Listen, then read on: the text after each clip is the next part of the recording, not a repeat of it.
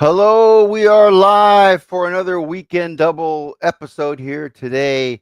The Jim Dandy Stakes, the Grade 2 mile and the eighth at Saratoga, featuring Kentucky Derby winner, Belmont winner, Sovereignty. Small field today. I'm not sure if Nick's going to be able to get in. He's on the road right now, but I know a lot of you in the Latin American countries really like Sovereignty and Junior Alvarado, so I couldn't miss out here. I had to make sure we get this one on. Plus, I think there might be some value here. Um, it's a small field. In fact, I'll go over the field and the current odds right now. Uh, it's a small field of five. The one is Baeza. Hector Barrios rides for John Sheriffs. Third in the Belmont. Third in the Kentucky Derby. Same order of finish.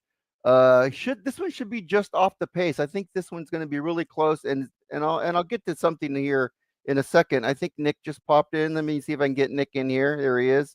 Let me get Nick there. There he is. Hello. Just getting ready to go over the field here. The one is Baeza. I'll go ahead and repeat this for you. Hector Barrios rides for John Sheriffs, third in the Belmont, third in the Kentucky Derby. That's one of those weird same order of finishes. I think this one's going to be really close today and should be just off the pace. I'll give you my thoughts on Baeza in a minute. The two, Sandman, Jose Ortiz rides for Mark Casse, third in the Preakness last time out. This race doesn't set up real good for Sandman. I kind of see Sandman finishing in another third place here, but we'll talk about that in a minute. The three is Moplex, probably your pace setter here. Manny Franco rides for Jeremiah Englehart, winner last time out in the mile and eighth Ohio Derby, but a really soft race. It was won in 150.72, set paces of 23, 47, 112. I don't see this. I don't see this race being that slow, but I don't see Moplex being a factor here. The four is Hill Road. Irad Ortiz rides for Chad Brown. Was a disappointing fifth in the Belmont. He'll need to get the jump on Sovereignty, but I don't see it. Sovereignty is just that good. I kind of think this might be a two-horse race here. And that gets us to the five, Sovereignty. Junior Alvarado rides for Belmont. He's your Kentucky Derby winner. He's your Belmont winner. He's probably your 3-year-old champion. He's not going to be too far back today, and he can't let Baeza steal it. So I kind of see him being more like mid-pack today. He's going to really target Baeza.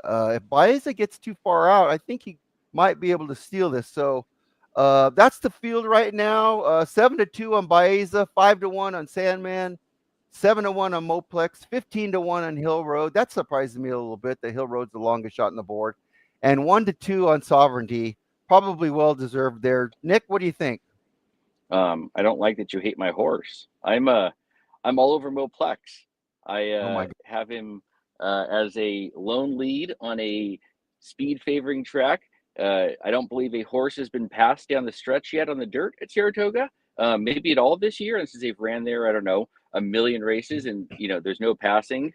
I have a feeling that Moplex is going to be on the lead and going to hit the eighth pole and try to hold him off. I am entirely against Sovereignty. As we've said on this show a million times, I hate money, so I'm against Sovereignty.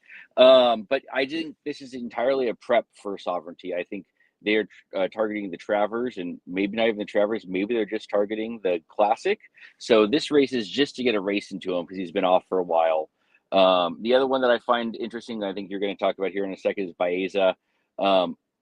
Barrios coming out of Del Mar over here for, I believe this is the only horse he's on all day, is Baeza in this one race, is interesting. I'm not normally a big fan of Flavien Prat off of a horse, but Prat hasn't gotten the best rides on Baeza, and I think Barrios is for whatever reason rides Baeza better. So I'm going to be on Moplex and Baeza to beat Sovereignty in a exacta. I'll have a 1-3 with 5 exacta is the way I'm playing it.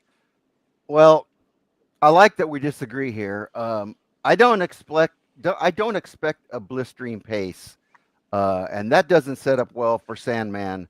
I think Sandman's probably going to finish third again.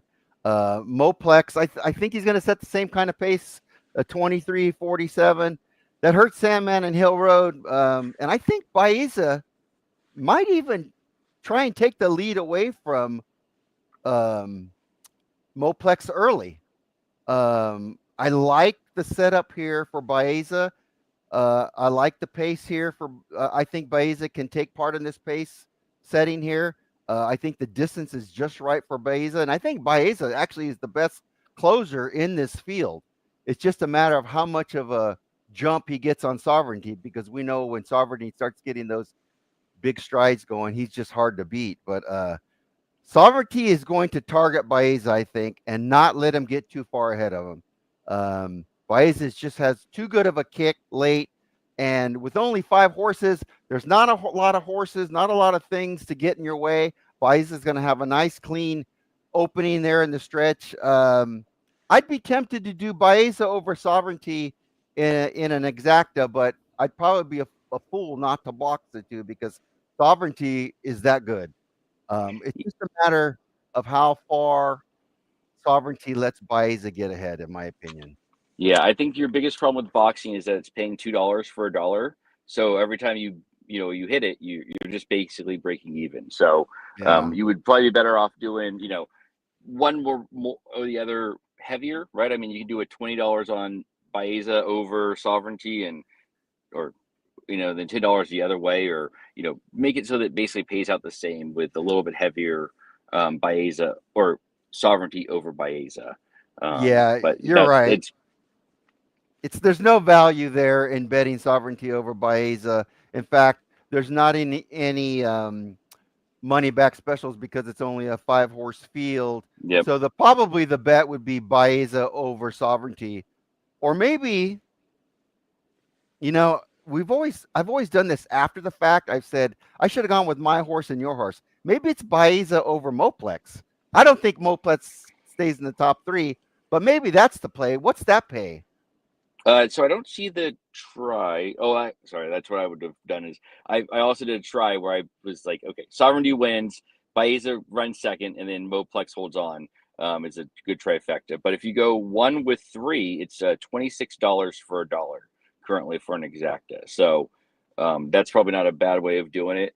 Like I said, I think if you think Sovereignty wins this race, and based on the numbers, he wins this race every single time. The way to play it is just him on top of and pick 1 or 2, because even with him winning, I mean, the best payout you're getting is $16 with Hill Road running second.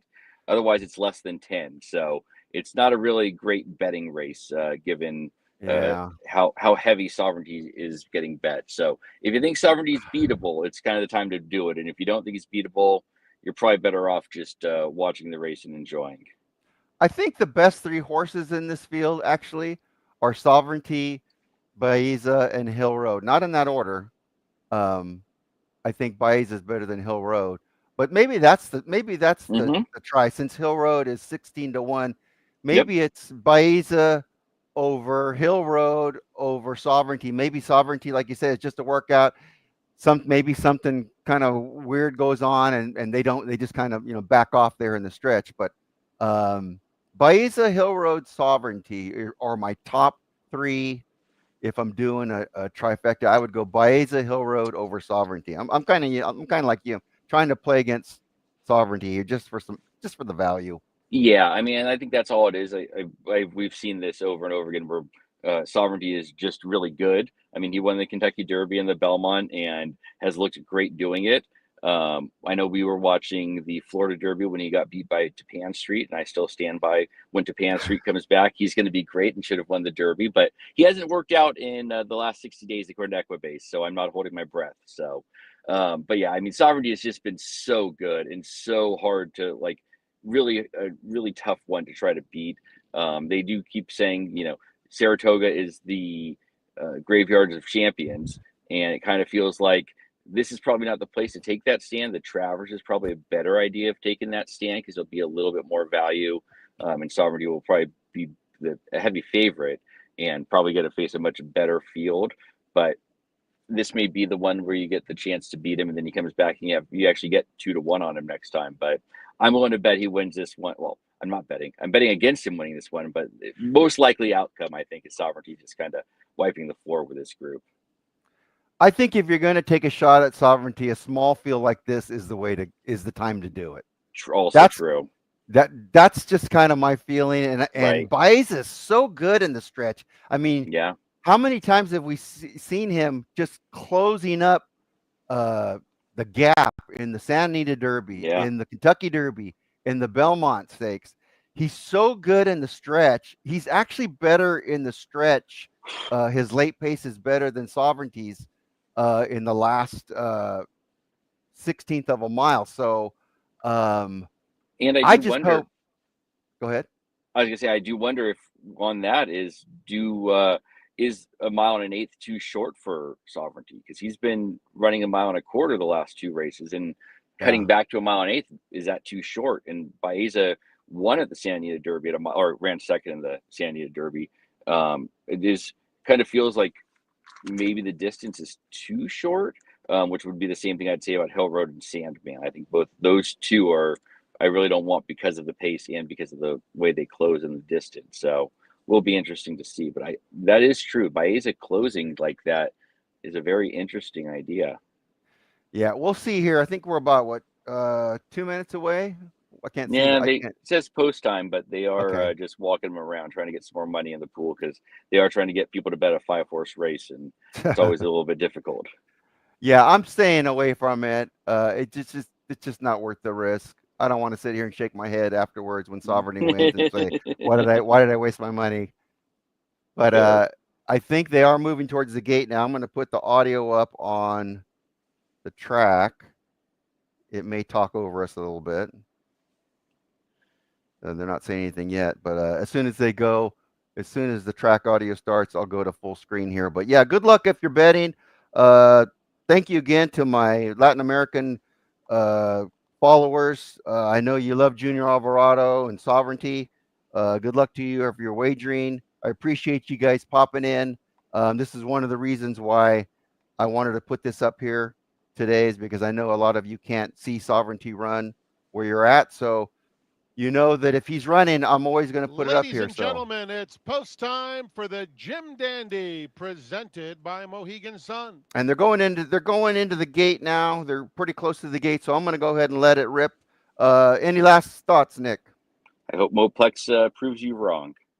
Okay, I'm going with Baeza over Hill Road over Sovereignty. And you're going with? They're loading in the gate for the Moplex. Jim Dandy, presented by Mohegan Sun. Good luck. Baeza, reunited with Hector Barrios, goes into gate one. Here's the Arkansas Derby winner, Sandman. New York bred Moplex. Peter Pan winner, Hill Road. And here's Sovereignty and Junior Alvarado. They're in the gate. And they're off in the Jim Dandy, presented by Mohegan Sun.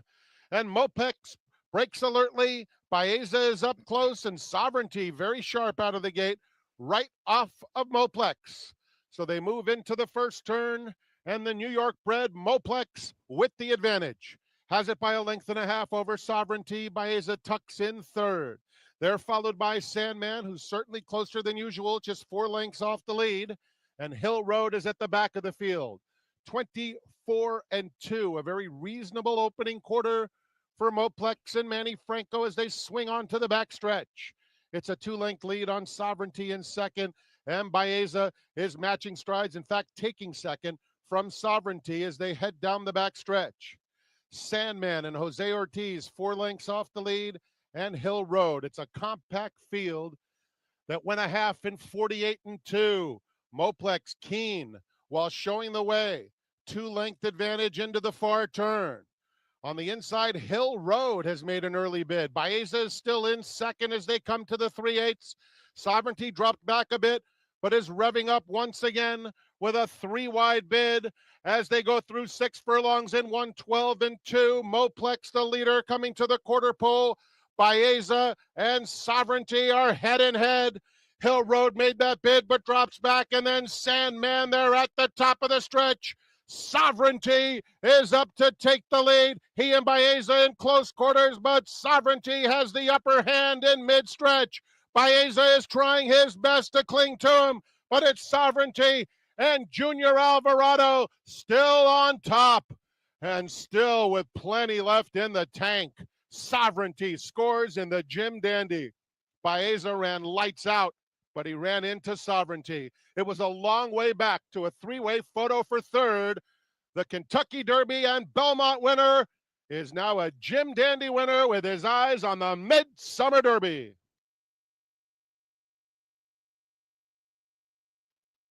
Well, he gave it a shot. He just didn't get a jump on Sovereignty. He needed a jump. He Well, ran and pretty good beyond that, instead. I mean, Sovereignty went all the way to the back for some reason. Like he just got bored midway around the turn, and he was behind everybody. He's just like, I don't know, maybe I want to be back here just so I can go around them all to kind of get a good run of everybody. Because I mean, he was much the best, which is Yeah. again not shocking. I was kind of hoping that he would, this was a prep, but it was a prep, and he proved that he's much the best. My goodness. Yeah, it was almost like a workout for him. Yeah. But you're right. When he started to go back, I thought for a second, is he fading or is he It looked just very much like he was fading. Yeah. But he's a champ. I mean, Yeah. he is the real deal. Who got third here? I think Hill Road might have got in there. I hope it was Moplex because I did have a $5 try where I went 5-1-3. It was Okay. Hill Road. Well, there you go. I lost $5. It's pretty close though. Yeah. Yeah. Well, I appreciate we you pulling expected, over. Yeah, I appreciate you pulling over and joining us for this. And everybody Number is 5, Sovereignty was first. 1 Baeza finished second. 4 Hill Road third. 3 Moplex fourth. I was just saying, thanks everybody for joining in for this. We just wanted to pop in real quick and see Sovereignty run off the layoff here, and it wasn't much of a layoff. What 4 weeks maybe? Something 4 like weeks, that. Yeah. Early June, wasn't it? Yeah. 149.52. That's pretty respectable for a mile and eighth in a 5-horse field with a soft pace of 24:48. Yeah, that's nice. Let's see what he says. Like I think in the backside, I got the horse Baeza, and I can see, Hector, he's trying to hustle a little bit there. I know I got the best horse. I wasn't going to start using my horse that early just to hustle some position. I let it just take it and let him use his horse, and I see right off of it. I'm just trusting of my horse. I know when I ask him, he's gonna go again and go by those. I didn't want to get in an early fight, try to keep him in there without any reason. So, that's what I did. And then when I asked him, he started picking it up little by little. He started inching up right away, and he did it pretty nicely and easy at the end. Junior, this was a cutback in distance. Obviously, it felt, and it traditionally is, a prep for the Travers. He's going to relish getting back out to a mile and a quarter, no? 100%. I think, he's been training great. He's been doing everything, Bill has asked to do. I just don't think we have really asked him to do much to win this race because he's just a prep, like you said. So we're aiming for bigger things down the lane. So I think we after this race, he should be good. He breathes different air. Congratulations. Thank you, Maggie. Junior Alvarado aboard Sovereignty yet again. The team is nearly undefeated this year, guys.